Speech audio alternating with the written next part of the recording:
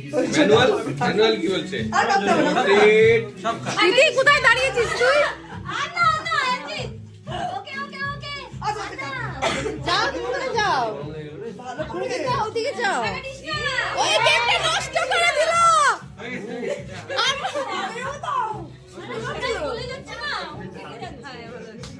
খাওয়া তোরা দুজন খাওয়া।